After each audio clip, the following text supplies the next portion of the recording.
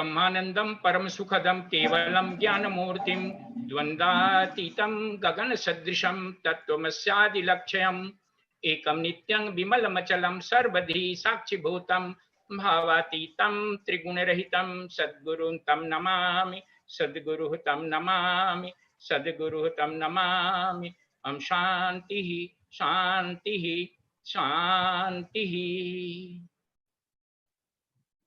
आप सबों में विद्यमान परमात्मा को नमस्कार है। आज अंतर्राष्ट्रीय योग दिवस के अवसर पर इंटरनेशनल योग सोसाइटी की तरफ से ये पहला सत्संग का कार्यक्रम ऑनलाइन हम लोग कर रहे हैं। जैसा आपको ज्ञात है कि इसे अपना साप्ताहिक सत्संग का कार्यक्रम ऑनलाइन शुरू किया है और आगे भी इसको करते रहेंगे। और इसकी कड़ी में ये पहला व्याख्यान आयोजित किया जा रहा है और इसलिए इसका विषय भी कुछ खास रखा गया है, जिससे आज योगा दिवस भी है और इसके साथ साथ आप सभी योग के साधक हैं, लेकिन योग की मूलभूत बातों को जानना बहुत जरूरी है। और ये आपके व्यवहारिक जीवन को कैसे प्रभावित करता है, कैसे आपके व्यवहारिक जीवन को चेंज कर सकता है और आपके अंदर की जो छुपी हुई शक्ति है इसको कैसे बाहर निकालता है, आपको कैसे श्रेष्ठ बनाता है, इन विषयों पर हम चर्चा करेंगे। और इस प्रकार के व्याख्यान आगे भी प्रति सप्ताह आपको सुनने को मिलेगा। आप सभी आमंत्रित हैं कि इससे आगे जुड़ते रहें।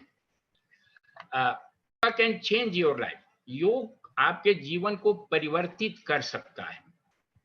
योग आपके लिए एक ऐसी रामबाण औषधि है कि जिस भी क्षेत्र में जहां भी आप उत्कृष्ट बनना चाहते हैं, अपने को एक्सीड कराना चाहते हैं, चाहे वो व्यवहारिक जीवन हो, आध्यात्मिक जीवन हो, सामाजिक जीवन हो या कहीं किसी प्रकार का लाइफ है, स्टूडेंट आप हैं, गृहिणी आप हैं, कोई नौकरी पेशा वाले व्यक्ति हैं या बिजनेसमैन हैं, कहीं भी किसी भी क्षेत्र में हैं, उस क्षेत्र में कैसे आप सर्वश्रेष्ठ बन सकते हैं, ये योग आपको ये विधि बताता है।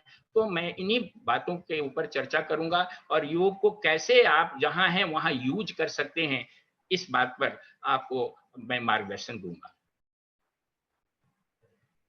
इसके साथ साथ हर व्यक्ति के अंदर अतुलित शक्ति का स्रोत गुप्त है, अतुलित शक्ति विद्यमान है, लेकिन हम उस शक्ति को टैप नहीं कर पाते हैं, उस शक्ति को अपने अंदर उजागर नहीं कर पाते हैं। तो इसलिए आपको योग के माध्यम से अपनी पोटेंशियल, अपनी शक्ति, आपकी क्षमता जो है उसको आप कैसे बाहर ला सकें, इस विषय में भी आपको इस व्याख्यान के माध्यम से मार्गदर्शन दिया जाएगा। हम चाहेंगे कि ये व्याख्यान पूरी तौर से व्यवहारिक जीवन से संबंधित हो। योग की केवल शास्त्रीय व्याख्या हम यहाँ नहीं करेंगे।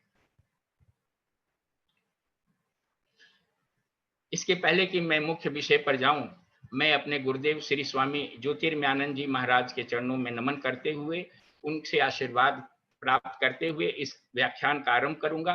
क्योंकि जो कुछ भी मैं यहाँ पर आपसे चर्चा करने वाला हूँ, वो सब बातें हमें गुरुदेव के माध्यम से मिली है, उनकी पुस्तकों के माध्यम से, उनके पत्रों के माध्यम से और उनके प्रवचन जो सीडी डीवीडीज हैं उनके माध्यम से मिली है। और इसमें हमारा अपना व्यक्तिगत कुछ भी नहीं है, मैं केवल उनकी बातों को आप तक पहुंचाने का एक माध्यम मात्र हूं। इस पूरे व्याख्यान को मैंने 4 भागों में विभक्त किया है। पहले तो योग का आपको इंट्रोडक्शन देंगे, योग है क्या व्यवहारिक जीवन के संदर्भ में।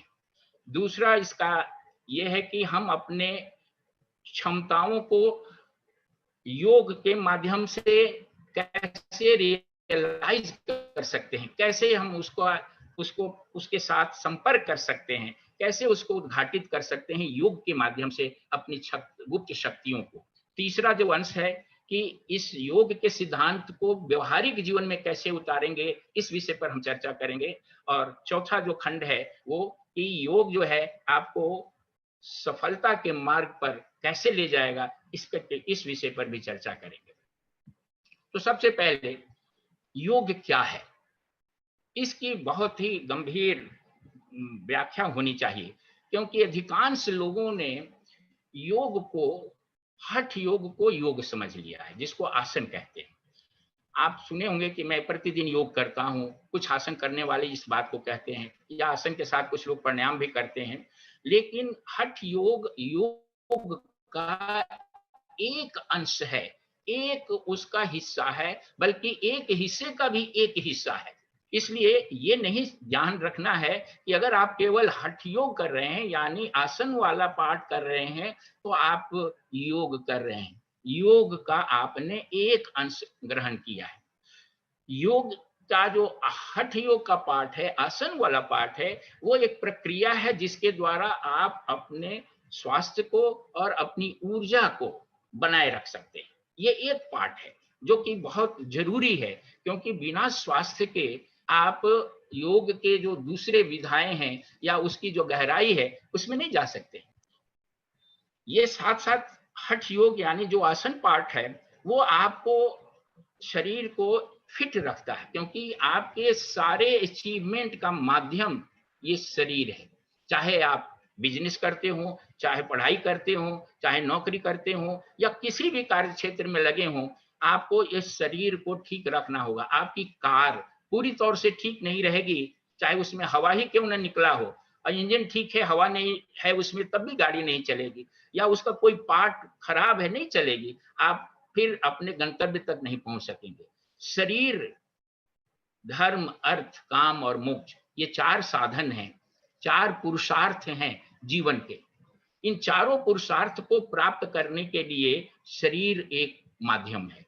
ये हठ योग जो है, उस शरीर को, उस गाड़ी को ठीक रखने का एक एक विधि है, जिससे कि आप सेवा कर सकें, साधना कर सकें।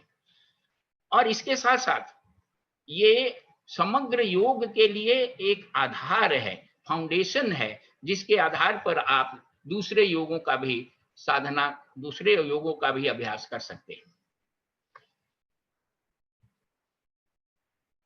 ये जो योग है उसका अर्थ जानना चाहिए। वो योग का अर्थ क्या है? योग मतलब जोड़ना होता है।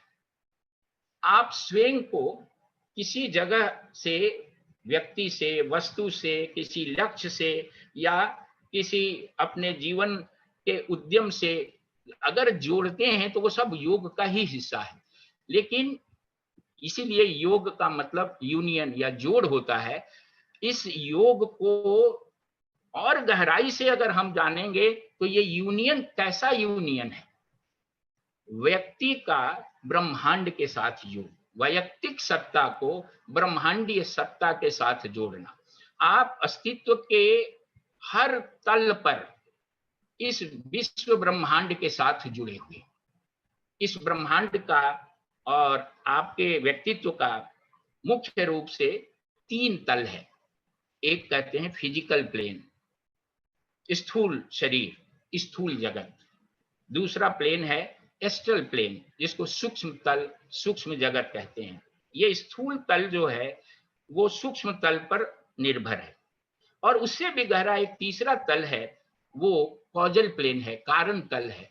तो इस ब्रह्मांड का भी एक कारण तल है और इस शरीर का भी एक कारण शरीर है। तो इसलिए योग की दृष्टि से इस विश्व ब्रह्मांड को फिजिकल, एस्ट्रल, कॉजल यानी स्थूल, सूक्ष्म और कारण, और इस शरीर को भी स्थूल, सूक्ष्म और कारण, तीन शरीर के रूप में मानते हैं। स्थूल शरीर स्थूल जगत के साथ जुड़ा है, सूक्ष्म शरीर सूक्ष्म यूनिवर्स के साथ जुड़ा है, कारण शरीर कारण यूनिवर्स के साथ जुड़ा है।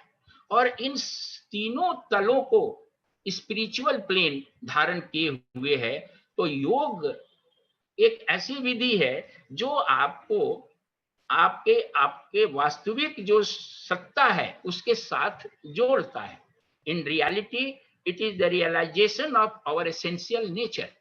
हमारा जो जो वास्तविक स्वरूप है, हम अभी अपने आप को क्या जानते हैं?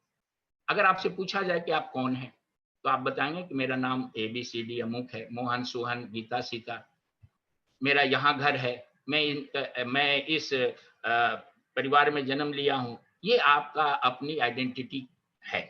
लेकिन वास्तव में ये आइडेंटिटी रियलिटी में वास्तविक नहीं है। ये एक सापेक्ष आइडेंटिटी है। मान लीजिए, कल्पना कीजिए, आपका जन्म किसी घर परिवार, हिंदू परिवार में हुआ, तो आप मोहन सोहन हो गए।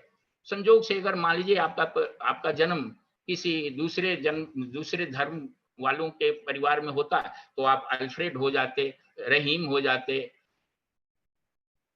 ये नाम जो है हमने जो दिया है, वो अपनी सुविधा के लिए दिया है, रिलेटिव, हमारे ये एसेंशियल नेचर नहीं है। योग जो है, आपको आपके एसेंशियल नेचर को, चाहे आप हिंदुस्तान के हों, अमेरिका के हों या किसी भी जगह के हों, आपकी एसेंशियल नेचर को रियलाइज कराने का एक माध्यम है। वो रियलाइजेशन क्यों जरूरी है, ये भी जानना जरूरी है। क्योंकि जब वो रियलाइजेशन नहीं होता है, यानी जब आप अपने अपने स्वरूप के विषय में सही जानकारी या सही साक्षात्कार या ज्ञान आपको नहीं होता है, वहीं से आपके सारे कष्टों का आरंभ होता है। यदि आपको सभी कष्टों से मुक्त होना है, सर्वोच्च उपलब्धि प्राप्त करनी है, तो आपको अपने एसेंशियल नेचर, आप कौन हैं, इसको जानना पड़ेगा। और ये जो योग है, वो ये रियलाइज कराता है कि वास्तव में आप इस समस्त ब्रह्मांड के साथ एक हैं। ये जो नाम रूप का विभिन्न जगत दिखता है, नेम एंड फॉर्म्स की जो भिन्नता है, ये भिन्नता सापेक्ष भिन्नता है, वो रियल भिन्नता नहीं है। योग आपको रियलिटी बताता है कि ये आपका अपना ही स्वरूप विभिन्न नाम रूपों के माध्यम से प्रकट हुआ है।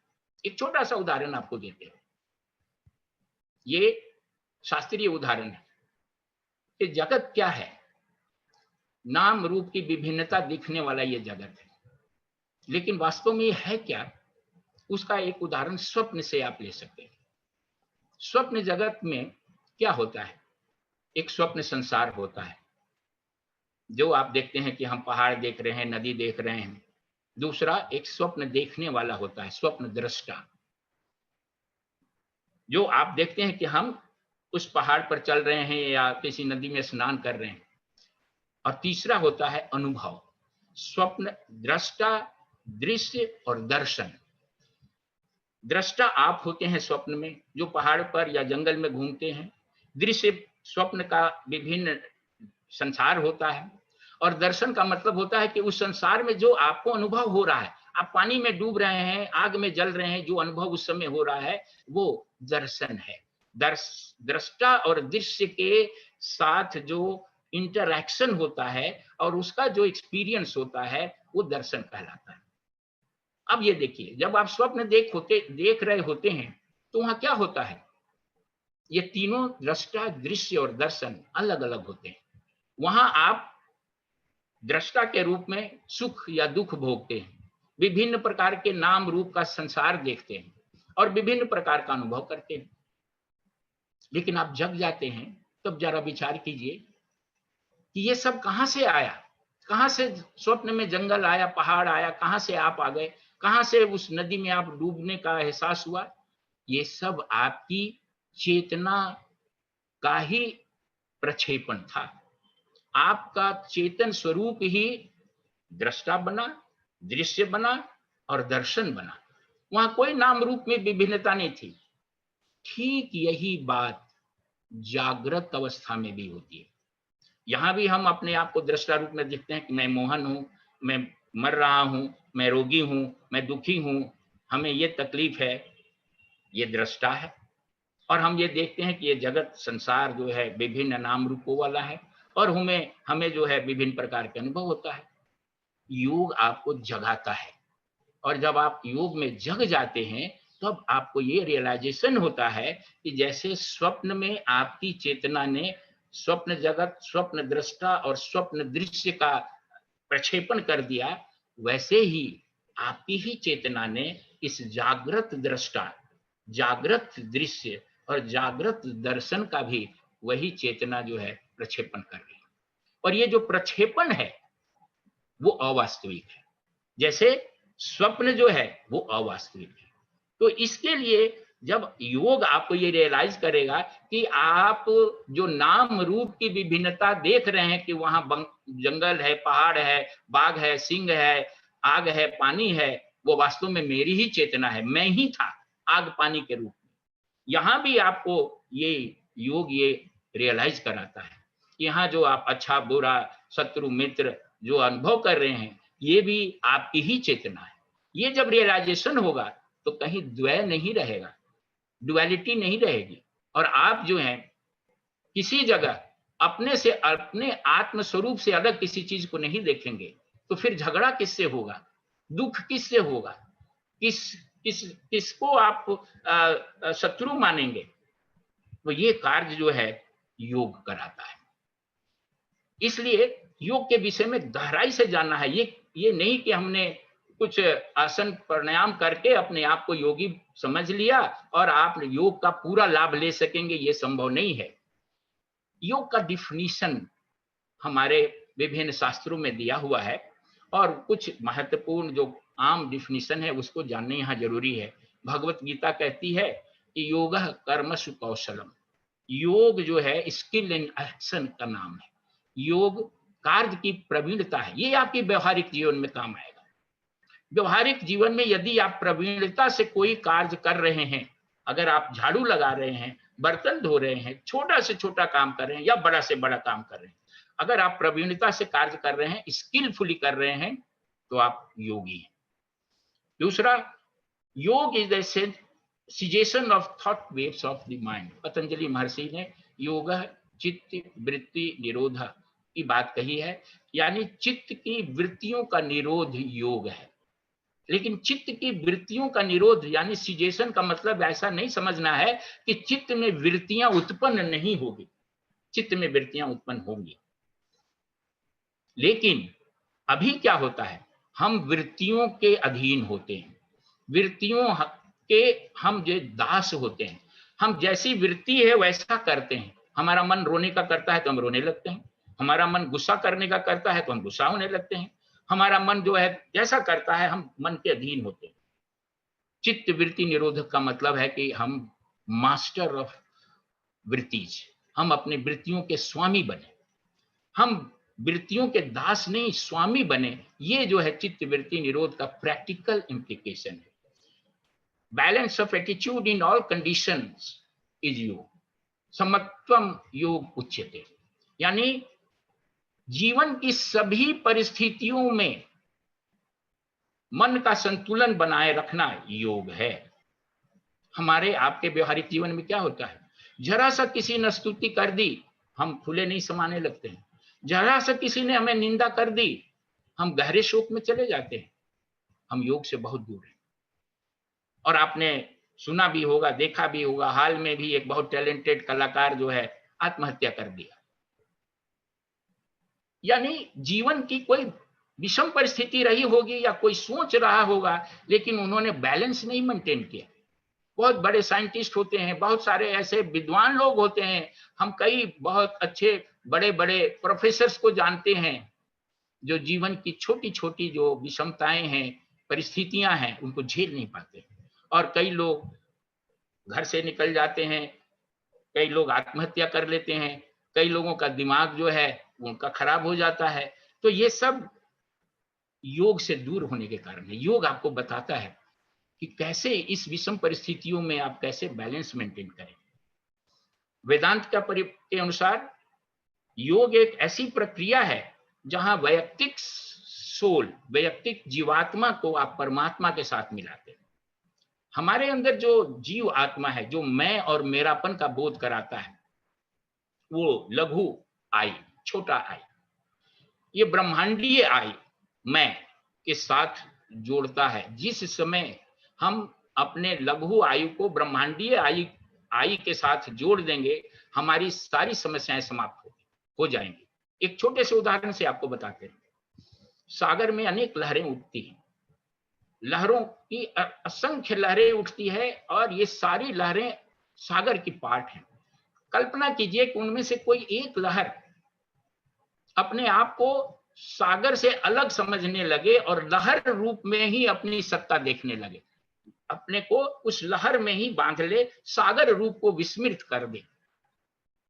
उस लहर की कंडीशन क्या होगी? जब वो उठने लगेगी तो वो महसूस करेगी कि मेरा जन्म हो रहा है, मैं उठ रही हूँ, मैं बड़ी हो रही हूँ, मैं बहुत ऊंची हो जा रही हूँ। जब वो गिरने लगेगी तो उसको महसूस होगा कि हाय, मैं तो गिर रही हूँ, मेरा पतन हो रहा है, मेरा नाश हो रहा है और मैं मर गई। ज्यों ही वो सागर रूप को विस्मृत करके अपने तरंग रूप के साथ अपने को जोड़ लेती है, उसी समय से उसका कष्ट शुरू हो जाता है। और ये कभी खत्म नहीं होगा जब तक वो सागर रूप के साथ अपने आप को जोड़े नहीं। लेकिन यदि वो सागर रूप के साथ अपने आप को जोड़ लेती है, तो चाहे वो तरंग रूप में रहे, ऊंचे उठे हुई हो या सागर में मिली हुई हो, वो हमेशा सागर है, उसकी सारी पीड़ाएं हमेशा खत्म हो जाती है। ये वेदांत कहता है कि ये योग एक ऐसा प्रोसेस है जो आपके सागर रूप, जो जीवात्मा है वो सागर, सॉरी, जीवात्मा जो है वो आपका तरंग रूप है। इस तरंग जीवात्मा को ये प्रोसेस योग ये एहसास कराता है कि आप तरंग नहीं, आप ब्रह्मांडीय सागर हैं। तो उस रियलाइजेशन के साथ ही उस व्यक्ति की, जीव की सारी समस्याएं, सारे कष्ट, सारे दुख समाप्त हो जाते हैं। और इसको इंगित करता है उपनिषद, दाउ आर्ट दैट, तत्त्वम असि, तुम वही हो। वो रियलाइज कराता है कि तुम अपने आप को इस शरीर, मन, इंद्रियां, बुद्धि, अहंकार तक सीमित मत रखो। तुम वो परमात्मा हो जो सर्वव्याप्त है, सर्वशक्तिमान है, अखंड है, अमर है, अनंत है। तो ये उपनिषद उसी दिशा में इंगित कर रहा है। संसार के दूसरे जो धर्म हैं वो भी इस तरफ ही इशारा कर रहे हैं। क्रिश्चियनिटी का जो मुख्य धर्म ग्रंथ है बाइबल, वो बताता है God created man in his own image. परमात्मा ने व्यक्ति को अपने ही प्रतिरूप के रूप में बनाया है, अपना रूप दिया है, अपने ही रूप में गढ़ा है उसको। अपना रूप का मतलब अपना समान बनाया है। यानी हर व्यक्ति, वही बात, हर व्यक्ति परमात्मा का रूप है। दाउ आर्ट दैट, जो उपनिषद कह रहा है वही बाइबल भी कह रहा है।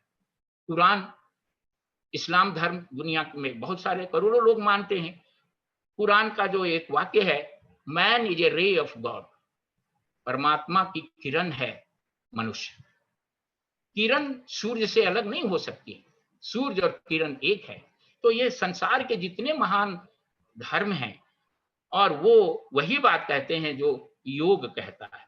इसलिए ये ऐसा सिस्टम है योग, इसको हम एक फिलॉसफी भी कह सकते हैं और यूनिवर्सल रिलीजन भी कह सकते हैं। ये ब्रह्मांडीय धर्म है और फिलॉसफी है, दर्शन है। और ये सारे लोगों को, सारे लोगों पर ये लागू होता है। इसी कारण से आज से 6 साल पहले यूनाइटेड नेशन ने योग को पूरे विश्व में मान्यता दी। और इसके लिए इसलिए दी कि ये धर्म से ऊपर है, ये यूनिवर्सल रिलीजन है। जैसे पानी, बर्फ, हवा, इसका गुण किसी जगह बदलता नहीं है। ठंडी बर्फ हिंदुस्तान में भी लगेगी और इसको अफ्रीका में ले जाएंगे, वहां भी ठंडी लगेगी। आग में जो उष्मा है वो यहाँ भी होगा, पाकिस्तान में भी होगा। ये उसका धर्म है।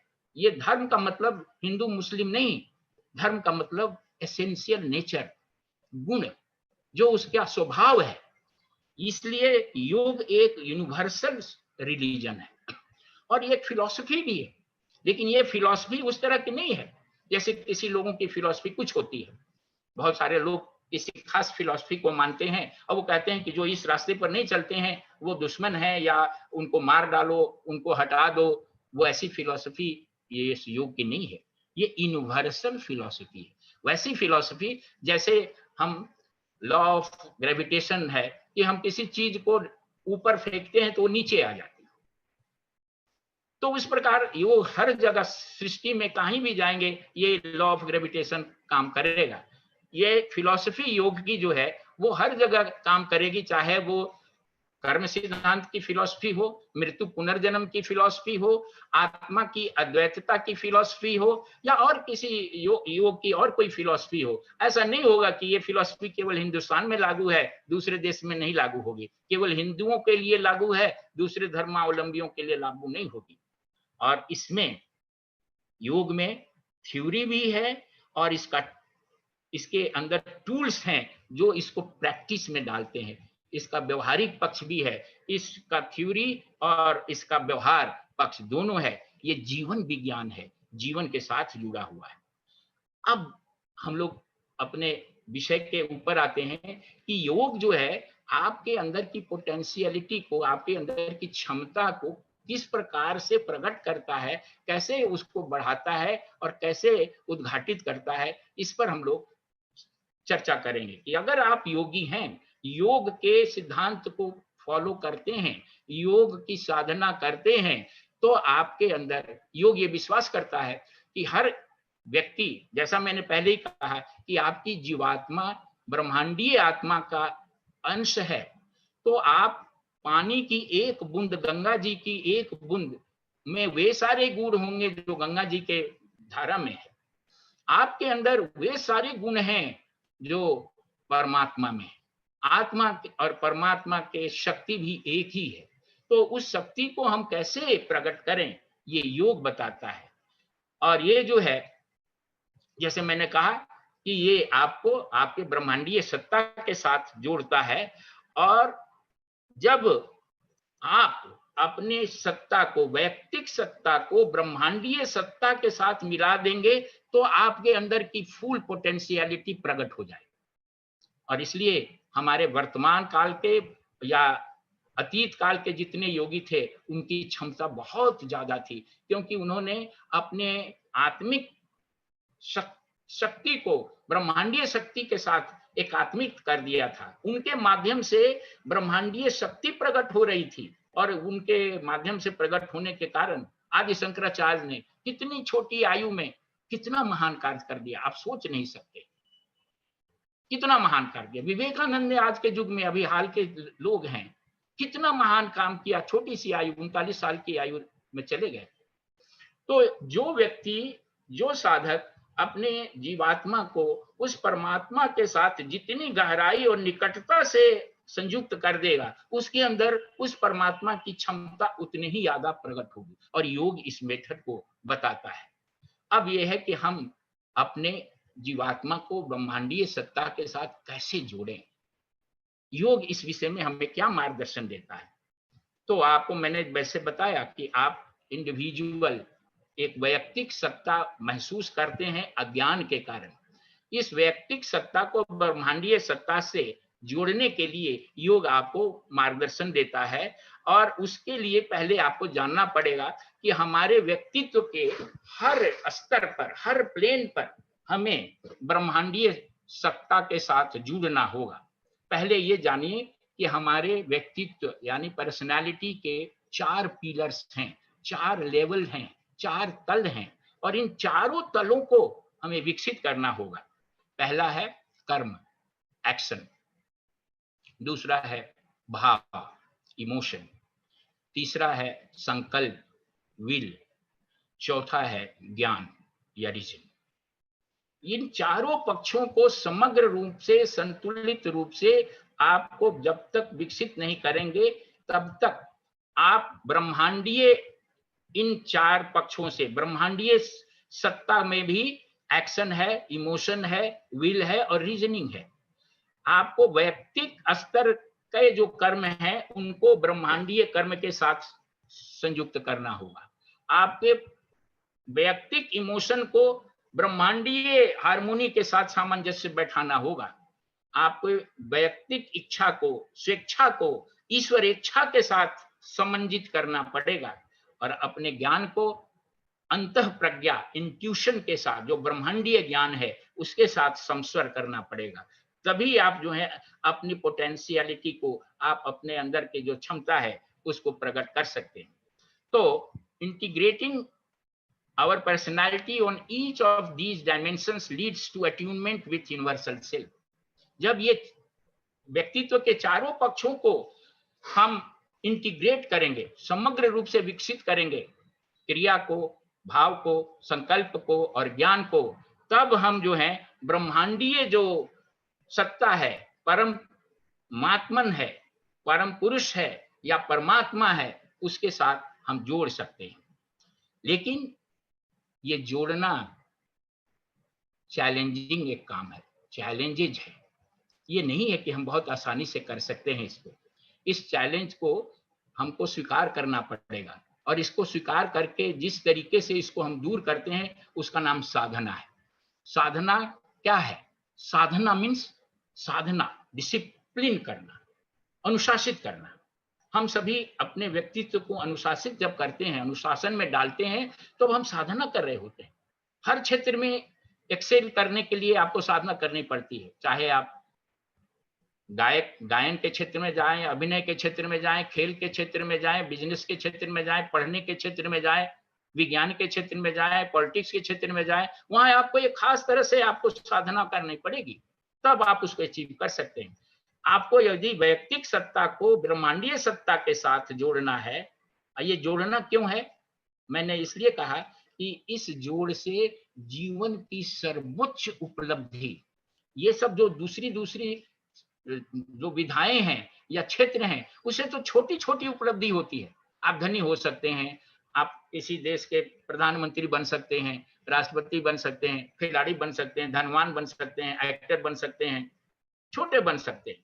ये जो है, अगर आप अपने जीवात्मा को ब्रह्मांडीय आत्मा के साथ जोड़ लेंगे, तो जीवन की जो सर्वोच्च उपलब्धि है, ईश्वर साक्षात्कार, सेल्फ रियलाइजेशन, आत्म साक्षात्कार, उसको प्राप्त कर सकते हैं। मैं उसकी गहराई में नहीं जाना चाहूंगा। मैं ये कहना चाहूंगा कि अगर आपको वो उस गहराई तक जाने की इच्छा नहीं है, आपको संसार की ही सफलता को पाने की इच्छा है, तभी आपको साधना करनी पड़ेगी। और संसार की भी कोई सफलता जो आप पाना चाहते हैं, योग की विधि से आप प्राप्त कर सकते हैं। तो मैंने कहा कि ये इंटीग्रेशन ऑफ पर्सनालिटी जो है एक चैलेंज है। ये चैलेंज कैसे है, किस प्रकार से चैलेंज है कि ये चैलेंज वैसा ही है जैसे आप किसी दर्पण में अपने व्यक्तित्व को देखना चाहें। अगर दर्पण में व्यक्तित्व को देखना चाहें, तो दर्पण के ऊपर यदि आप मिट्टी लगा दें, मिट्टी लगी हुई हो और खूब बढ़िया दर्पण हो, तो आप अपना रूप नहीं दे सकते। अगर मिट्टी नहीं भी हो और वो दर्पण हिलता डुलता हो, तभी अपने आप को आप ठीक से नहीं देख सकते। और यदि हिलता डुलता भी नहीं है, लेकिन उस दर्पण के ऊपर एक चादर आपने डाल दी, रुमाल डाल दिया, आवरण डाल दिया, तो भी आप नहीं देख सकते। तो चैलेंज ये है कि आप दर्पण को साफ रखें, स्थिर रखें और उसके ऊपर कोई आवरण ना डालें।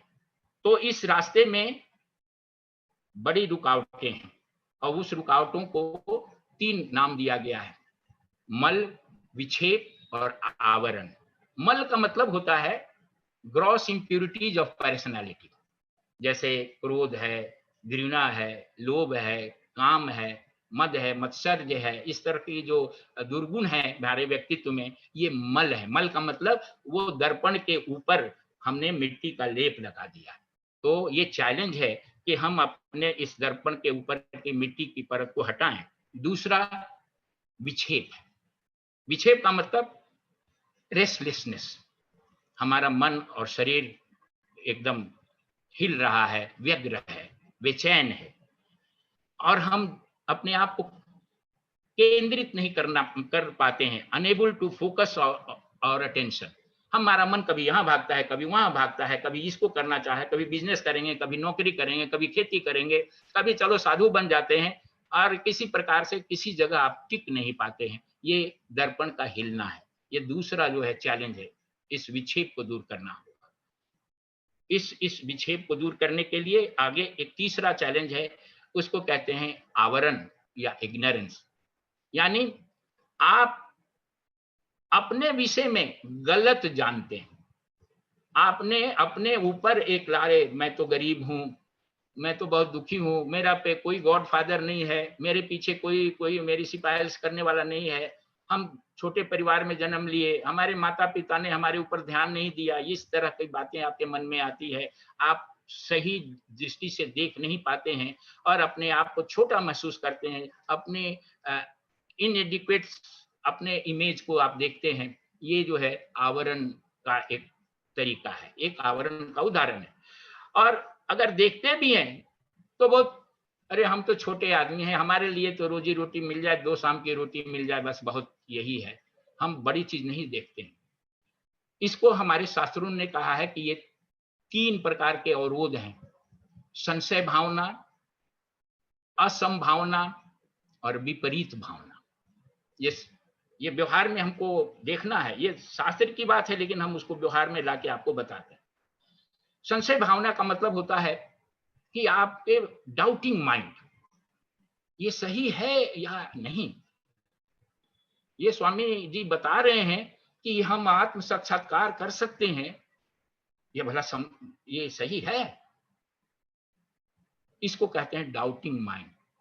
हम बिजनेस में सफल होंगे, हम खेती कर रहे हैं, क्या हम इसमें अच्छी खेती कर पाएंगे? काम करना शुरू भी नहीं किया कि अनेक प्रकार की शंकाएं आती हैं, डाउटिंग माइंड। इसको कहते हैं संशय भावना। दूसरे को कहते हैं असंभावना, सेंस ऑफ इम्पॉसिबिलिटी, नहीं होगा हमसे। ये सब योग का रास्ता तो बड़े बड़े साधु संतों का है, हम लोग गृहस्थ हैं, हमारे अंदर तो बहुत दोष दुर्गुण है, हम इसको नहीं कर सकते। ये भाव आपके मन में आ जाता है और आप उस तरफ देखते भी नहीं, इसको असंभावना कहते हैं। और तीसरा जो होता है उसको कहते हैं विकृत भावना, परवर्टेड विजन। आप उल्टा देखते हैं, गलत देखते हैं, जो ठीक नहीं है उसी को आप ठीक मानते हैं, जो आपका शत्रु है उसको मित्र मानते हैं। आप अपने विषय में भी गलत महसूस करते हैं कि मैं एक व्यक्ति हूं, मैं एक फलाने का परिवार में रहता हूं, मेरा ये नाम है।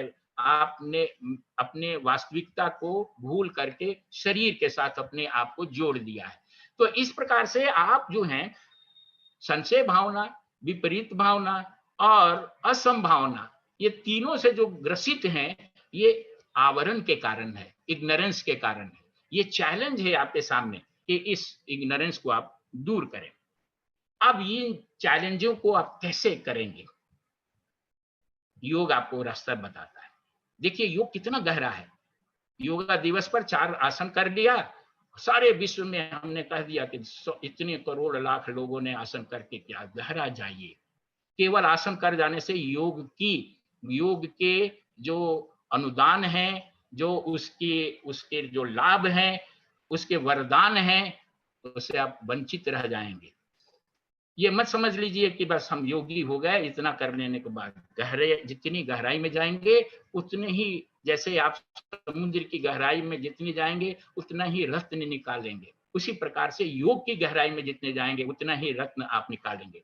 तो हर लेवल पर आपको इस चैलेंज को दूर करना होगा, अपने कर्म के लेवल पर, भाव के लेवल पर, संकल्प के लेवल पर और ज्ञान के लेवल पर। और योग ये रास्ता बताता है कि कैसे आप हर लेवल पर इस चैलेंज को दूर कर सकते हैं, यानी मल, विक्षेप और आवरण को कैसे समाप्त कर सकते हैं। ये जो समाप्ति का जो रास्ता है, अपने कर्म को सही करने के लिए योग जो है कर्म योग का विधान बताता है, कर्म योग करने को कहता है। मैं बहुत गहराई में कर्म योग के नहीं जाऊंगा, मैं केवल ये बताना चाहूंगा कि आप कर्म योग के सार को समझें। कर्म से कोई व्यक्ति विमुख नहीं हो सकता है, चाहे आप बच्चे हो, नवजात शिशु हो या गर्भस्थ भ्रूण हो, हर कोई हर समय जिंदे हो या आप सूक्ष्म लोक में हो, हर समय किसी न किसी सोए हो, जगे हुए हो, कर्म करना ही पड़ता है। कर्म के माध्यम को योग ने एक साधन के रूप में अपना लिया और इसी को सीढ़ी बनाया आपके व्यक्तित्व को विकसित करने के लिए। और उसने ये बताया कि कर्म योग के माध्यम से आप अपने कर्म को ब्रह्मांडीय कर्म के साथ कैसे जोड़ सकते हैं। मैं केवल उसके लिए 2-3 शब्द का यूज करूंगा कि कर्म करना, कर्म से आप भाग नहीं सकते, आप निष्क्रिय नहीं हो सकते हैं। आप एक सिद्धांत जानिए, कर्म जोड़ विकर्म बराबर अकर्म। कर्म को विशेष ढंग से, स्पेशल तरीके से, skill in action Bhagavad Gita बता रहा है, उस स्किलफुली तरीके से, स्किलफुली तरीके का मतलब विशेष तरीके से अगर करेंगे तो वो अकर्म हो जाएगा। क्योंकि कर्म अगर आप करेंगे तो कर्म का प्रभाव भी भोगना पड़ेगा। कर्म आप करेंगे तो उसके साथ आप उसके फल को भी भोगेंगे, क्योंकि उसके साथ राग या द्वेष कुछ होगा। राग से प्रेरित होकर कर्म करेंगे तो उसका अलग परिणाम होगा, द्वेष से प्रेरित होकर करेंगे तो अलग परिणाम होगा। कर्म योग कहता है कि आप कर्म को विशेष तरीके से करके अकर्म होइए, कि वो कर्म जो है अपना संस्कार निर्मित ना करें। एक और सिद्धांत है योग का जो आपको बताना था, कि आप जो कुछ भी कर्म करते हैं उसका एक बीज आपके अचेतन मन में पड़ जाता है, जिसको संस्कार कहते हैं। और ये जो संस्कार है वो हमेशा फल के रूप में प्रकट होता है। यानी आप कर्म करेंगे तो संस्कार बनेगा, संस्कार बनेगा तो उसका फल भोगना पड़ेगा, फल भोगने के क्रम में आप कर्म करेंगे। इस प्रकार से ये कर्म चक्र चलता रहता है। कर्म योग आपको इस कर्म चक्र से ऊपर उठाता है, बाहर निकालता है, क्योंकि जब तक आप कर्म करते रहेंगे और जब तक आप संस्कार बनाते रहेंगे तब तक कर्म का फल भोगना पड़ेगा, आपको जन्म लेना पड़ेगा, आपकी बार बार मृत्यु होगी, आप बार बार कर्म का फल भोगने के लिए आते जाते रहेंगे। कर्मयोग का लक्ष्य ये है कि आप ऐसे कर्म करें जिससे संस्कार ही ना बने। तो उसके लिए सारे रूप से ये कहा जाता है कि कर्म तो करना आपको निश्चित ही है, व्यवस्था है, लेकिन अगर आप कर्म करते समय नारायण भाव, नारायण अर्पण भाव या निमित्त भाव, इन तीन में से कोई एक भाव को ध्यान में रख के अगर कर्म करेंगे तो उस कर्म से कोई संस्कार नहीं बनेगा। और वो कर्म जो होगा वो ब्रह्मांडीय कर्म, जैसे हवा बहती है, सूरज निकलते हैं, नदी बहती है, तो उसका कोई संस्कार नहीं बनता है, उसका कोई कोई फल उस नदी को या हवा को नहीं भोगना पड़ता है। आपके भी कर्म का अभी क्या है कि अगर आप कर्म कर रहे हैं कि मैं अपने परिवार के लिए कर्म कर रहा हूं, अपने बाल बच्चों के लिए कर रहा हूं, अपने इस लक्ष्य को पूर्ति करने के लिए कर रहा हूं, तो सब समय संस्कार बनेगा, उसका फल भोगना पड़ेगा। लेकिन अगर आप नारायण भाव, नारायण अर्पण भाव या निमित्त भाव को ध्यान में रख के कर्म करेंगे तो आपके कर्म संस्कार नहीं बनाएंगे, और फिर आपके पूर्व जो कर्म हैं वो धीरे धीरे फलित होकर समाप्त हो जाएंगे, और फिर आप जो हैं अपने ब्रह्मांडीय सत्ता के साथ मिल जाएंगे। मैं और गहराई में नहीं जाऊंगा क्योंकि बात बहुत आगे भी करनी है। तो कर्म योग के माध्यम से आप सीखते हैं कि आप वैयक्तिक कर्म को ब्रह्मांडीय कर्म में कैसे रूपांतरित कर सकते हैं। और इससे क्या होता है कर्म योग से कि आपके वो जो चैलेंज था, पहला मल, काम, क्रोध, लोभ, ये सब जो विकृतियां थी, वो अगर कर्म योग के भाव से कर्म करेंगे तो आपकी चित्त शुद्धि होगी, प्यूरिफिकेशन ऑफ चित्त। आपके चित्त की शुद्धि होने से वो मल जो है वो समाप्त हो जाएंगे। दूसरा जो है आपका भाव पक्ष है। इस भाव पक्ष को यानी भावना में जो जो गड़बड़ी है, विकृति है, उसको दूर करने के लिए भक्ति योग और राजयोग यानी योगा ऑफ लव डिवोशन और योगा ऑफ मेडिटेशन, इन दोनों का अभ्यास करना पड़ेगा, जिसके कारण जो चंचलता है, विक्षेप है, वो दर्पण जो हिल रहा था, एक चैलेंज था उसको स्थिर करना। ये हिलता इसलिए है कि आपके अंदर जो आपकी भावनाएं हैं, जो आपके संकल्प हैं, उसमें गड़बड़ी है। उस गड़बड़ी को दूर करने के लिए भक्ति योग और राजयोग का अभ्यास करना पड़ेगा। भक्ति योग और राजयोग में ऐसे टूल्स दिए गए हैं व्यवहारिक, जिसको करके आप अपने विक्षेप को दूर कर सकते हैं। और ज्ञान योग के द्वारा आप अज्ञान को, जो आवरण है, जो आपके अंदर असंभावना, संशय भावना या विकृत भावना है, उसको दूर करके जो आवरण, जो आपके व्यक्तित्व के ऊपर जो आपका वास्तविक स्वरूप है, जो छुप गया है या आपकी दृष्टि में नहीं है, उसको आप दृष्टि में ला सकते हैं। तो ज्ञान योग के लिए साधनाएं हैं, जो व्यवहारिक साधनाएं आपको थोड़ा सा उसका परिचय देंगे, उसको करेंगे तो ये इग्नोरेंस दूर होगा।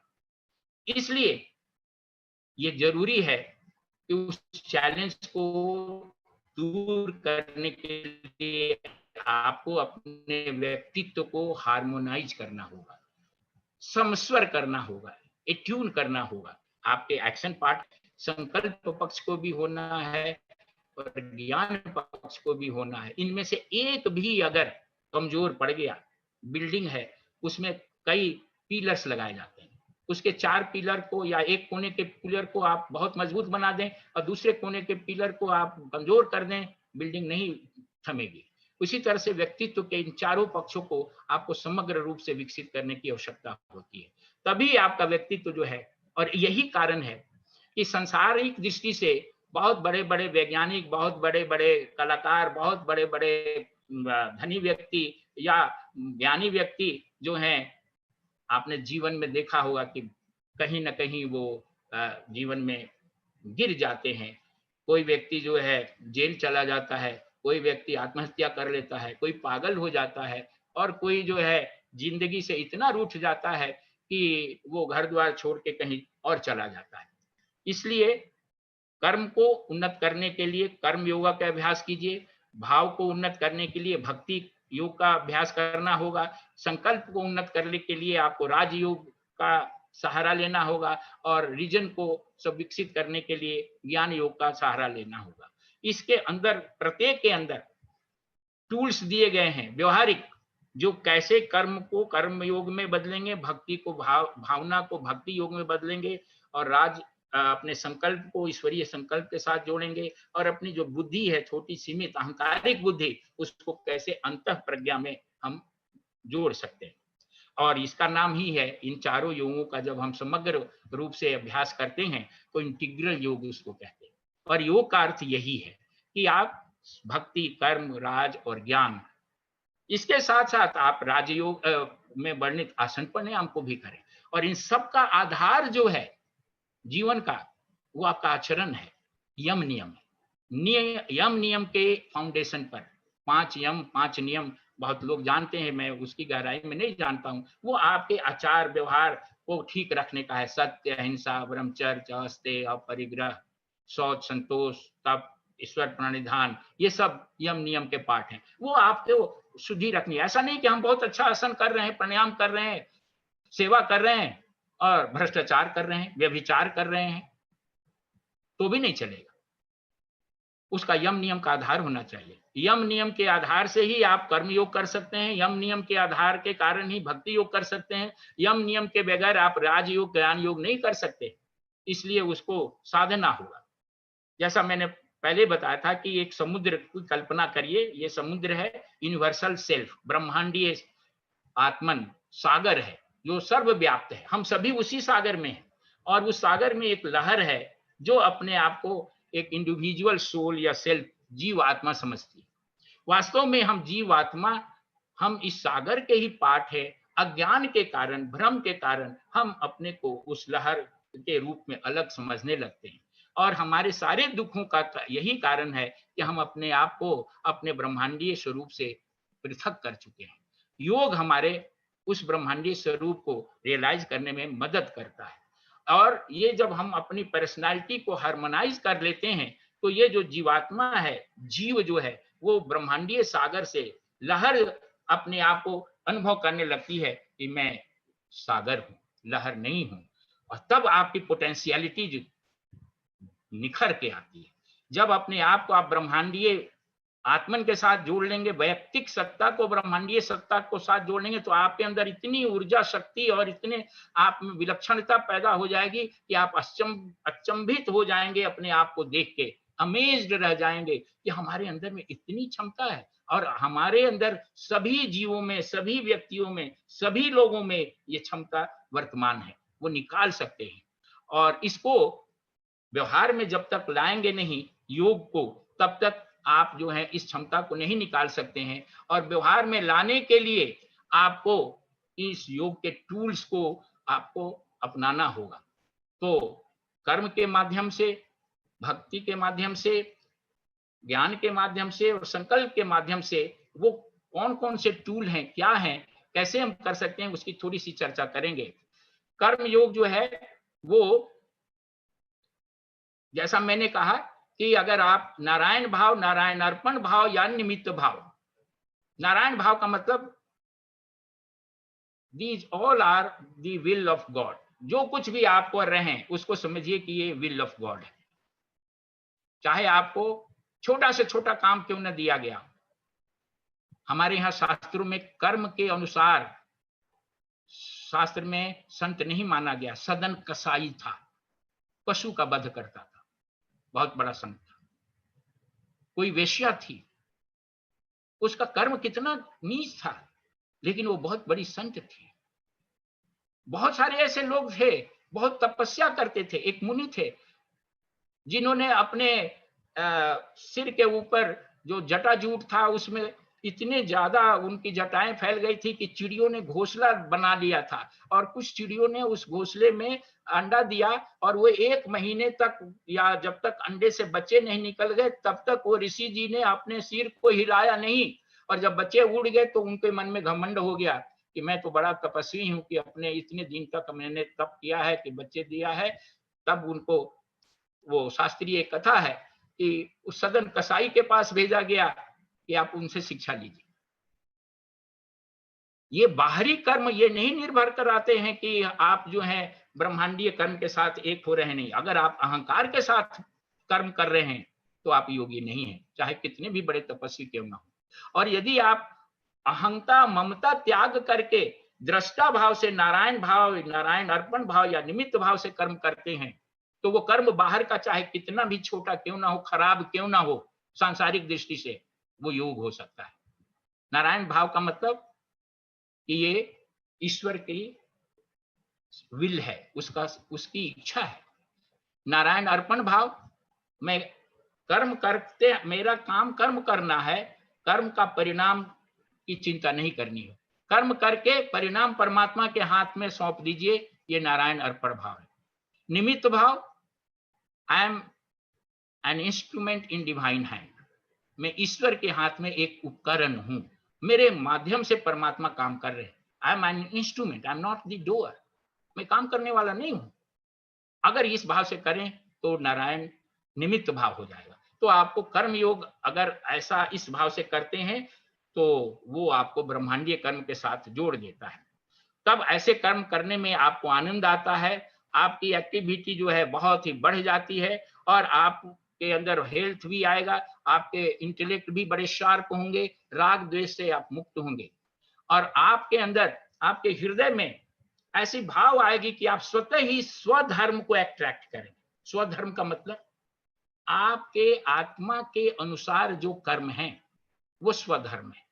आपकी आत्मा, यानी आप जिस प्रकार के कर्म करने के लिए बनाए गए हैं उसको अगर आप अट्रैक्ट करते हैं अपनी आत्मा के तदनुरूप, जो कर्म आदमी करता है तो वो स्वधर्म कर रहा है।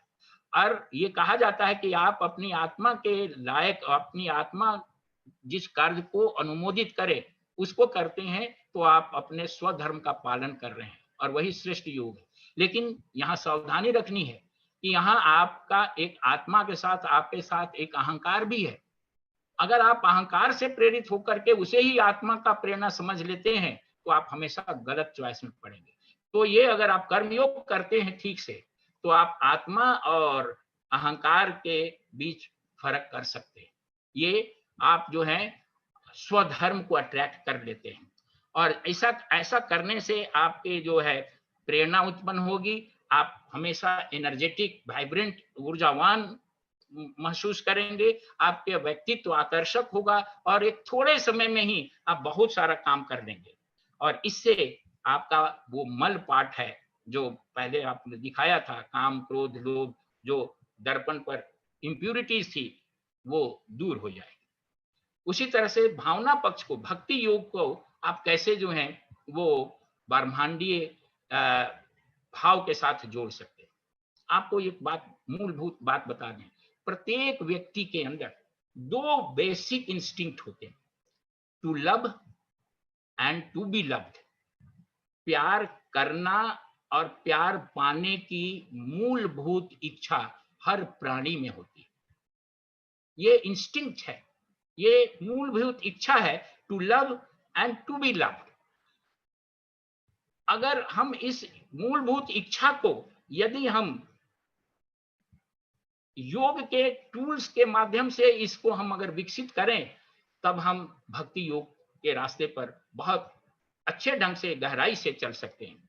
भक्ति योग जो है वो आपके इमोशन को ब्रह्मांडीय प्रेम में बदल देता है।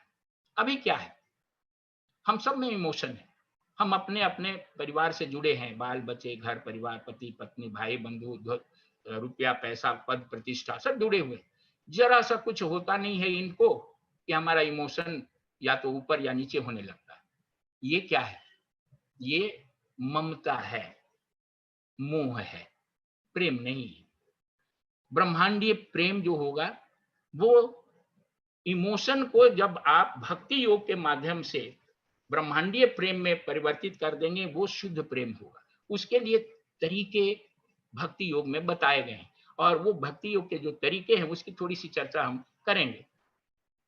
वास्तव में जो इमोशन है वो लेटेंट स्पिरिचुअल लव है। हम चाहे इस इमोशन किसी भी प्रकार का हो, वास्तव में समझिए बात, वास्तव में परमात्मा से शुद्ध प्रेम हमेशा निकलता है। परमात्मा का, ब्रह्मांडीय आत्मन का स्वरूप क्या है, क्या कहा गया है कि कैसा है वो परमात्मा? उसके लिए डिफिनेशन दिया गया है कि वो सच्चिदानंद स्वरूप है, सत स्वरूप है, चित स्वरूप है, आनंद स्वरूप है।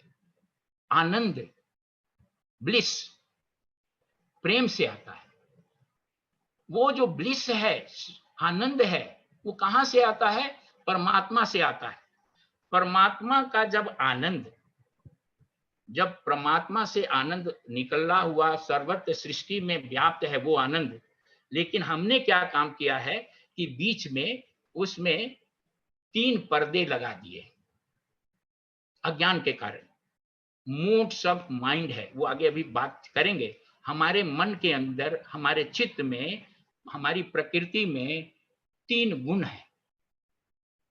एक को कहते हैं हम लोग तम, एक को कहते हैं रजस, एक को कहते हैं सत्व। जब वो परमात्मा से शुद्ध प्रेम की किरण निकलती है तो पहले सत्व, रजस और तमस के पर्दे से गुजरती है। सत्व के पर्दे से जब शुद्ध प्रेम गुजरता है तो वो भक्ति कहलाती है, भक्ति के रूप में आ जाती है।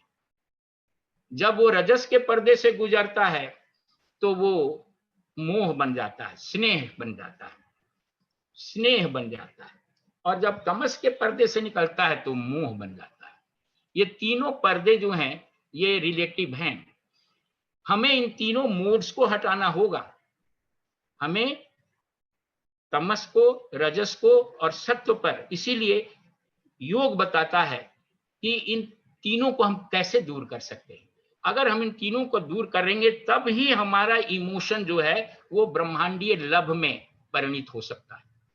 नहीं, जब तक ये तीनों पर्दे हैं तब तक हमारा इमोशन या तो भक्ति के रूप में रहेगा, ये सात्विक गुण है भक्ति, या फिर वो हमारा जो है वो स्नेह के रूप में रहेगा, या फिर मोह के रूप में रहेगा। इसके लिए हमें जरूरी क्या है कि हमें अपने सेंटिमेंट को कल्चर करना पड़ेगा, इसको परिमार्जित करना पड़ेगा। इसके लिए हमें कुछ साधन करने पड़ेंगे, सत्संग करना पड़ेगा, और उसके साथ साथ हमें शरणागति का, भक्ति योग का एक तरीका है, शरणागति का अभ्यास करना पड़ेगा। ये सारे टूल्स हैं। और इस शरणागति कैसे प्रकट की जाती है, सत्संग कैसे होता है, इसको बताने ये एक पर एक या कई दिन के व्याख्यान हो सकते हैं। लेकिन यहाँ आपको केवल हम एक विहंगम दृष्टि दे रहे हैं, जिसे आपको एक पता चले कि आपको करना क्या है और किस प्रकार से ये हमें योग के और गहराई में जाना है। तो जब हमारी भावनाएं इंटीग्रेट हो जाती हैं, उन्नत हो जाती हैं, तो ब्रह्मांडीय प्रेम के रूप में ये प्रकट होती है। और हमारी जितनी भी भावनाएं हैं, अच्छी या बुरी, वो सारी भावनाएं लेटेंट स्पिरिचुअल लव है। अगर हम रजस, तमस और सत्व के पर्दे को हटा दें तो ये एकदम प्योर लव, यूनिवर्सल लव, ब्रह्मांडीय प्रेम के रूप में ये प्रकट हो जाएंगे। और इससे ये जब ब्रह्मांडीय प्रेम प्रकट होगा तो हमारा माइंड का जो डिस्ट्रैक्शन पार्ट है, जो दूसरा चैलेंज है, जो विक्षेप है, वो दूर हो जाएगा। फिर हमारा जो विल है उसको हम कैसे ब्रह्मांडीय संकल्प के साथ, विल के साथ कैसे हम जोड़ेंगे, इसके लिए हमें राजयोग का सहारा लेना पड़ेगा, योगा ऑफ मेडिटेशन। ये जो ध्यान योग है, राजयोग का को ध्यान योग भी कहते हैं, वो हमारे अंदर असीमित संभावनाओं और शक्तियों का द्वार खोलता है। और ये राजयोग में बताया गया है कि कैसे ये कैसे किया जाता है। उसके लिए आपको जो है यम नियम, जैसा मैंने कहा कि इसके आधार पर आपको जीवन को जीना होगा, एथिकल स्टैंडर्ड आपको जीवन में मेंटेन करने होंगे, तब आप जो है धारणा, ध्यान और समाधि की तरफ बढ़ेंगे। और फिर आपको जो है अपने योगा एक्सरसाइज से, प्राणायाम से, आसन से, प्रत्याहार से अपने आप को तैयार करना पड़ेगा, अपने इंद्रियों को अंतर्मुखी करना पड़ेगा, प्राणों को सशक्त बनाना पड़ेगा, अपने शरीर को संतुलित और स्वस्थ करना होगा, और अपने प्रोसेस पर विश्वास करना होगा। अपने अंदर विश्वास, अपनी साधना के ऊपर विश्वास, अपने मार्गदर्शन के ऊपर विश्वास, तब आप गहराई से ध्यान में आगे बढ़ेंगे। राजयोग चिंतन का भी सहारा देता है, चिंतन मनन करना आवश्यक है। उसको अपने, अब जैसा मैंने कहा कि अपने मन के ऊपर जरा वॉच करिए। वॉच शब्द जो है इंग्लिश में लिखा जाता है WATCH। इस वर्ड को याद रखिए, और इसके एक एक अक्षर से एक एक चीज है, उसको भी याद रखिए। साधना में ये टूल्स है। वॉच का पहला वर्ड है W, वॉच योर वर्ड। दूसरा है A, वॉच योर एक्शन। तीसरा है T, watch your thoughts. C, watch your character. H, watch your heart. अगर आप हमेशा इस पर विजिलेंट रहेंगे, वॉच पर, अपने वर्ड पर, एक्शन पर, थॉट्स पर, कैरेक्टर पर और हृदय पर, तो आप जो हैं अपने ऊपर, अपने माइंड के ऊपर वॉच कर सकते हैं, और तब आप जो है रिफ्लेक्शन अच्छी तरह से कर सकते हैं। फिर आप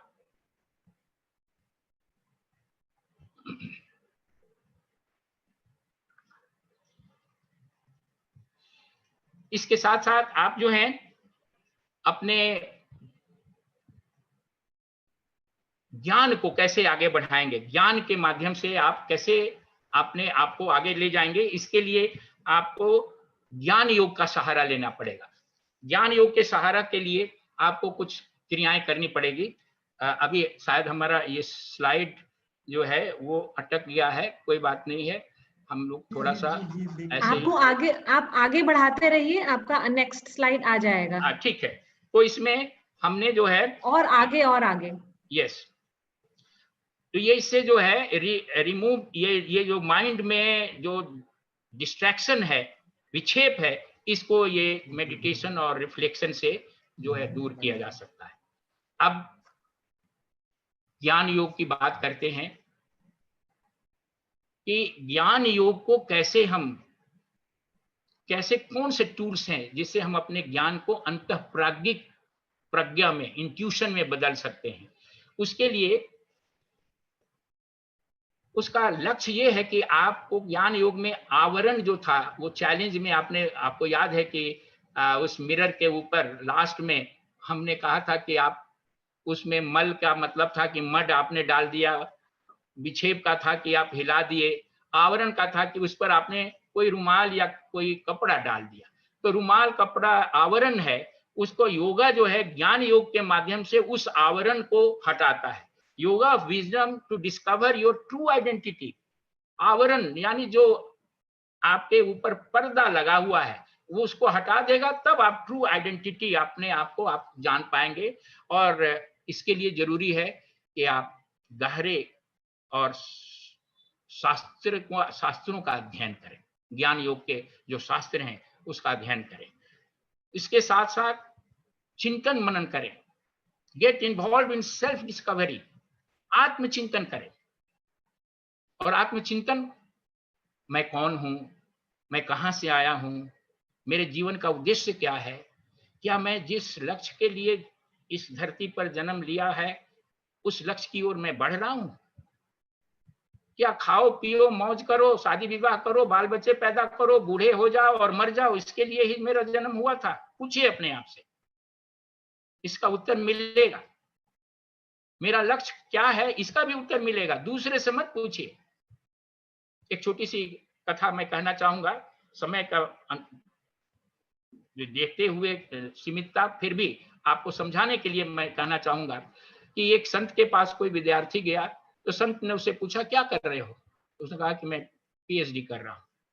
इसके बाद क्या करोगे? तो नौकरी करूंगा, फिर तो शादी करूंगा, उसके बाद बाल बच्चे होंगे, फिर तो उनकी शादी विवाह करूंगा, फिर तो मैं रिटायर हो जाऊंगा, फिर मर जाऊंगा। तो संत ने कहा कि क्या बस इसी के लिए तुम्हारा जन्म हुआ था? जियो और मर जाओ। आम लोगों का जीवन इसी चक्र में चलता है, बस वो यही काम करते हैं। जीवन का मकसद नहीं खोज पाते हैं कि मेरा जन्म क्यों हुआ है। और जो मकसद नहीं खोज पाता है वो जीवन भर अतृप्त रहता है, असंतुष्ट रहता है, और वो जीवन भर कुछ खोजता रहता है। चाहे वो बिल गेट क्यों ना हो, दुनिया के सबसे बड़े धनी व्यक्ति क्यों ना हो, उनको भी कुछ चाहिए। चाहे वो अमेरिका के राष्ट्रपति ही क्यों ना हो, वो भी संतुष्ट नहीं है, वो भी दुखी है। सर्वशक्तिमान जो अपने आप को इस धरती पर कहता है, वो भी दुखी है। इसका मतलब क्या है कि आप जो संसार में पाना चाहते हैं, क्या वो आपको तृप्ति दे सकता है? ये खोजिए। शास्त्रों ने बड़ा अच्छे ढंग से कहा है, यो वै भूमा तत्सुखम ना अल्पम सुखम अस्ति। जो भूमा है उसमें सुख है, जो अल्प है उसमें सुख नहीं है। मैत्रेयी और याज्ञवल्क्य का एक संवाद है। मैत्रेयी याज्ञवल्क्य की पत्नी थी। याज्ञवल्क्य जी के पास बहुत धन था। उस समय गायों के रूप में धन हुआ करता था, सहस्त्रों गाय थी। उन्होंने अपने सारे धन को अपनी दोनों पत्नियों को, मैत्रेयी और एक दूसरी भी पत्नी उनकी थी, दोनों को बांट दिया और कहा कि मैं जा रहा हूं, तुम लोग इस धन को रखो। मैत्रेयी जो दूसरी पत्नी थी वो बहुत विदुषी थी। उसके मन में एक प्रश्न उठा, हमारे पति सारे धन को हम दोनों को बांट के वो कहां जा रहे हैं? क्या खोजने? धन से भी बड़ी कोई चीज है क्या? कौन सी ऐसी चीज को पाने जा रहे हैं? उसने पूछा कि आपके पास तो सब कुछ है, अब क्या है आप पाने जा रहे हैं?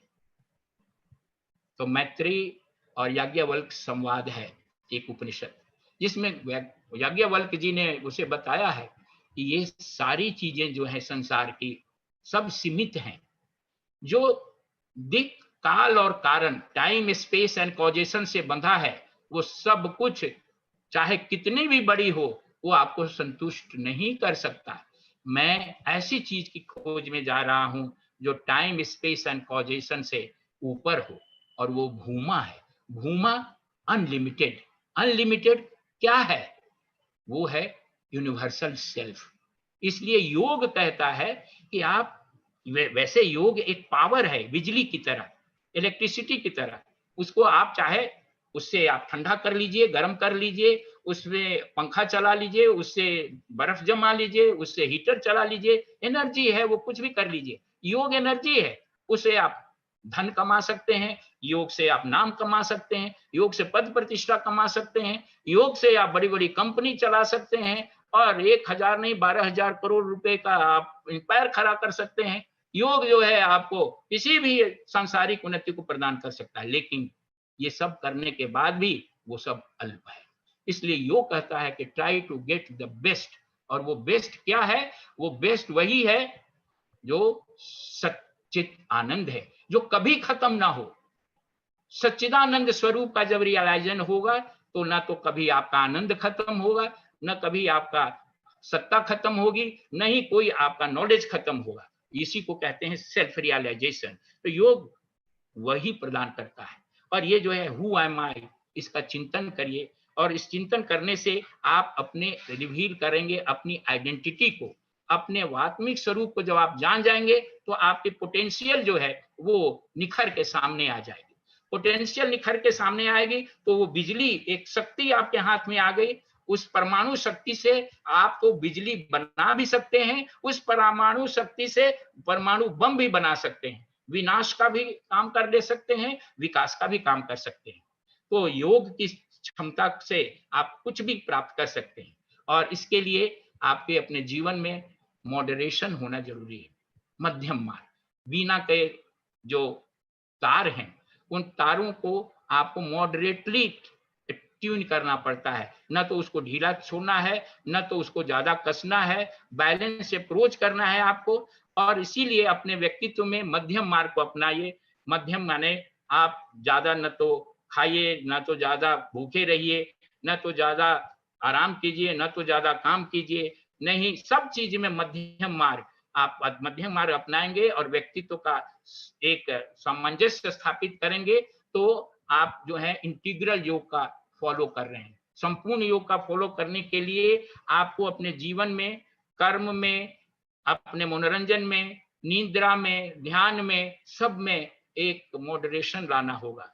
आपके अंदर, मन के अंदर जो है चिंतनशीलता लानी होगी, स्वाध्याय बढ़ाना होगा, और अपने आप को आपको अपने स्वरूप की प्रतीति करनी होगी। और फिजिकल हेल्थ के लिए आपको आसन प्राणायाम का अभ्यास करना होगा। डेवलपमेंटल हेल्थ के लिए धारणा ध्यान का अभ्यास करना होगा। और आपको भाव को ब्रह्मांडीय प्रेम में बदलने के लिए आपको शरणागति, ईश्वर इच्छा को स्वीकार करना होगा, जिसको ईश्वर प्रणिधान कहते हैं। जैसा जीवन में आया है उसको स्वीकार करना, कंट्राडिक्शन इन लाइफ नहीं देखना चाहिए। ये नहीं आप सोचिए कि वर्तमान में आपको चीज ठीक नहीं, हमारे माता पिता ठीक नहीं है, हमारे पारिवारिक जन ठीक नहीं है, हमें आदमी अच्छा नहीं मिला, हमें औरत अच्छी नहीं मिली, हमारे बच्चे ठीक नहीं है, हमें काम नहीं अच्छा मिला, मेरे बॉस ठीक नहीं है, मेरा वातावरण ठीक नहीं है। ये हम कंट्राडिक्शन इन लाइफ कर रहे हैं। आपको अपने अपने जीवन को उन्नत बनाने के लिए, इसका मतलब ये नहीं है कि आप जिस अवस्था में है दुख भोगते रहिए। Try to do your best, try to improve your circumstances, try to get yourself in better position, but in spite of your all possible effort, if you are not getting the desired effect, then accept it as God's will. ईश्वर इच्छा उसको समझ के स्वीकार कीजिए, और जब ये आप करेंगे तो आप सक्सेस के रास्ते पर आगे जाएंगे। और इसके सक्सेस पर आगे जाएंगे, उसके लिए आपको पहले तो हेल्दी बॉडी चाहिए, स्ट्रॉन्ग माइंड चाहिए। इसके लिए डायनेमिक और अच्छे कर्म करने के लिए आपको अपने साथ होना चाहिए। आपकी बुद्धि, इंटेलेक्ट शार्प होनी चाहिए, और इसके साथ साथ स्पॉन्टेनियस एफर्ट, स्वतः जो है वो आत्म प्रयास करने की आप में प्रवृत्ति होनी चाहिए। और आप में बैलेंस ऑफ समत्व योग उच्चते, मन का संतुलन होना चाहिए। और ये सब के लिए इंटीग्रल योग, जैसे मैंने कहा, भक्ति योग, कर्म योग, ज्ञान योग, ये सबको अगर आप करेंगे तो आप पाथ ऑफ सक्सेस पर आगे बढ़ेंगे। और जनरल सर्कमस्टांसेस जो आपके हैं वो आपके जीवन में आपके आंतरिक आत्मा की अभिव्यक्ति बन जाएंगे। आप जो भी कार्य करेंगे वो सत्यम शिवम सुंदरम हो जाएगा।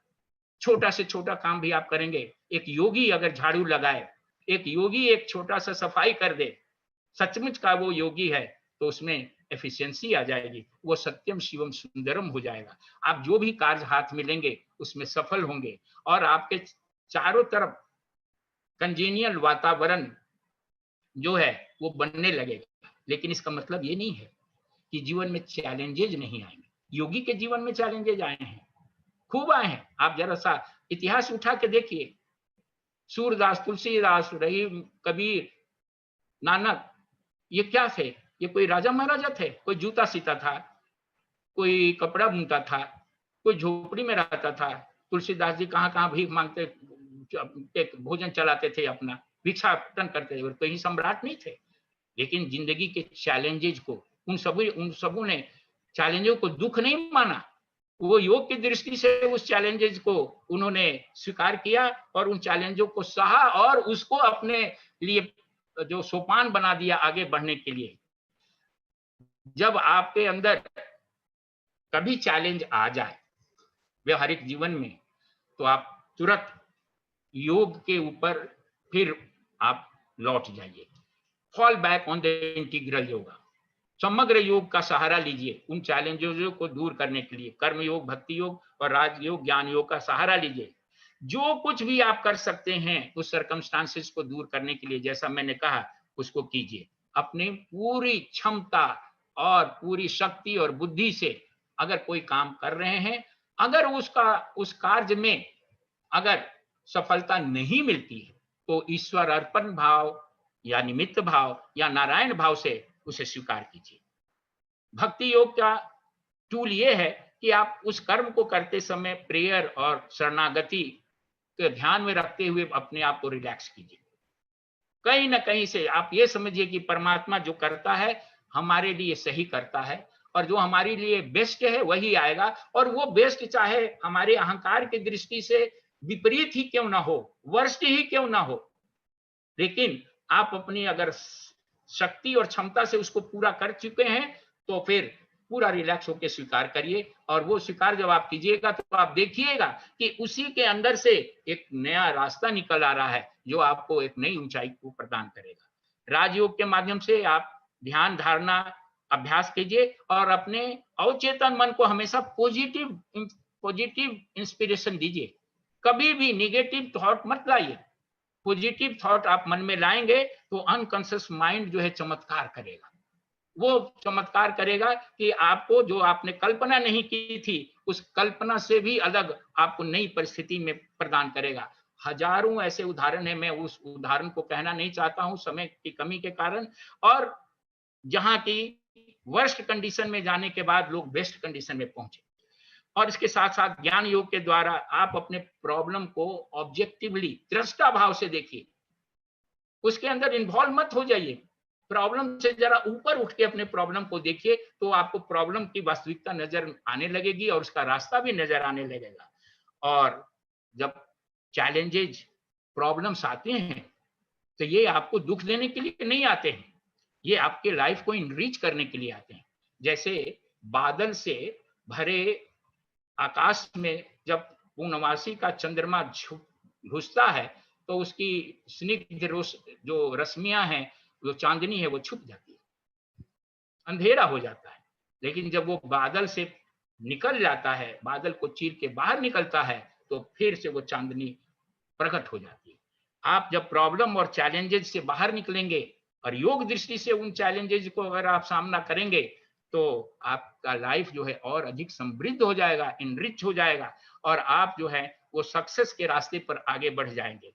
और जैसे जैसे आगे बढ़ेंगे वैसे वैसे आप में कॉन्फिडेंस आएगा, विश्वास जगेगा, धैर्य बढ़ेगी, और आपके अंदर प्रमुदिता यानी प्रसन्नता, चेयरफुलनेस आएगा, आपके अंदर समत्व बुद्धि आएगी, और आप जो हैं अधिक से अधिक एनर्जी प्राप्त करेंगे, अधिक से अधिक मानसिक शक्ति प्राप्त करेंगे।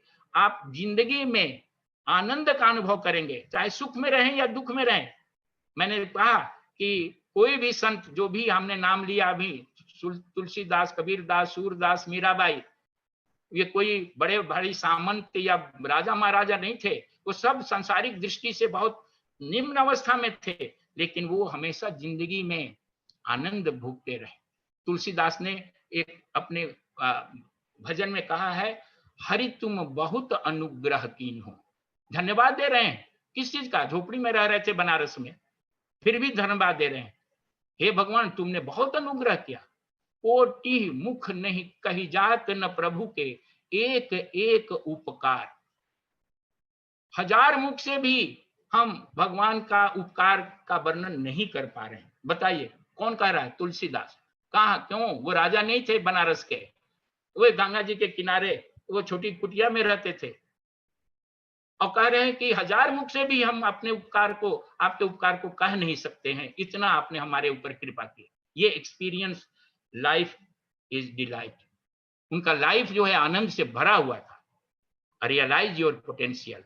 आप जो है अपने पोटेंशियल को रियलाइज करने लगेंगे और अपनी आइडेंटिटी को भी रियलाइज करने लगेंगे। और ये इंटीग्रल योगा का पूरा सार एक छोटे से रामायण के एक आख्यान में है, निहित है। एक बार भगवान श्री राम जी हनुमान जी से पूछते हैं कि हमारा तुम्हारे साथ क्या रिश्ता है, मेरा तुम्हारे साथ संबंध क्या? इस उत्तर में हनुमान जी ने ये चारों योगों को समाहित कर दिया। उन्होंने कहा, हनुमान जी ने, कि देह दृष्टि से मैं आपका दास हूं, सेवक हूं। From point of view of body I am your servant and you are my master. ये कर्म योग हो गया। बौद्धिक रूप से, बौद्धिक रूप से, मानसिक रूप से मैं आपकी किरण हूं, आप मेरे सूरज हैं। ये जो है भक्ति योग और राजयोग हो गया। और पारमार्थिक दृष्टि से, वास्तविक दृष्टि से, from point of view of spirit, I am thy self, मैं और आप एक ही हैं, हमारे दोनों में कोई फर्क नहीं है। ये ज्ञान योग हो गया। और इस प्रकार से आप कर्म योग जो है वो आपको निस्वार्थ एक्टिविटी की तरफ ले जाता है। भक्ति योग जो है आपके भावनाओं को ब्रह्मांडीय प्रेम में बदल देता है। राज योग आपके मन को केंद्रित करता है। और ज्ञान योग आपके वास्तविक स्वरूप की आइडेंटिटी प्रदान करता है और आप अपने आप को पहचान जाते हैं कि आप यूनिवर्स के साथ एक हैं। और इस बात को अगर आप पहचान जाते हैं तब आपके अंदर पोटेंशियलिटी वही आ जाती है जो परमात्मा के अंदर की पोटेंशियलिटी है। ईश्वर के सारे गुण व्यक्ति में आ जाते हैं, वो उतना ही शक्तिशाली हो जाता है। योग आपको व्यक्ति से उस परमात्मा तक पहुंचाता है। और उस योग का ये जो चारों जो धाराएं हैं, कर्म योग, भक्ति योग, ज्ञान योग और राजयोग, इन चारों धाराओं का समग्र रूप से अभ्यास जीवन में करना चाहिए। और योग डे के दिन हम लोगों को, मैं चाहूंगा कि जितने लोग सुन रहे हैं या जो भी लोग योग से जुड़े हैं, वो समग्र योग को योग कहें, केवल हठ योग को, आसन को ही योग ना मान ले। जब तक हम समग्र रूप से योग को नहीं व्यवहार में लाएंगे तब तक अपने व्यक्तित्व का संपूर्ण विकास नहीं कर सकते। इसके ये वेबिनार